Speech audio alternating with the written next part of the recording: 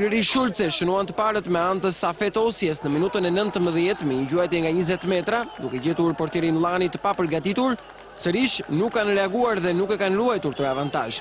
Nuk do të përfundonte me goditjen gol të Osjes pjesa e parë pasi vendasit nuk puqen as pak me rezultatin në disfavor të tyre. Ata arritën ta mbyllin pjesën e parë në avantazhin 2-1, me 2 golat shënuar nga sulmuesi i njohur Dorian Bubeqi në minutat 36 dhe 47. Një insistim i vazhdueshëm i vendasve dhe pas shumë manovrave vjen barazimi. 9 minuta përpara mbylljes së pjesës së parë dhe më pas në shtesën e gjysmëlojës edhe avantazhi që nuk përmban vendasit. 2-1 dhe tashmë gjendet në kuotën e 10 pikëve Shkumbini, por ka për të luajtur edhe 45 minuta të tjera.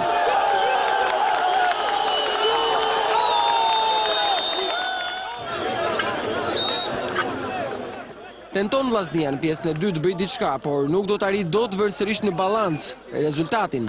Në 45 minutat e dyta të ndeshjes, dominimi i Shkumbinit ishte total, teksa shënon golin e tretë me anë të Alban Byshytit në minutën e 70. Tashmë në fushë komandon dhe udhëheq me merit Shkumbini dhe duket se Vllaznia është ndalur në tentativën e saj për të bërë diçka.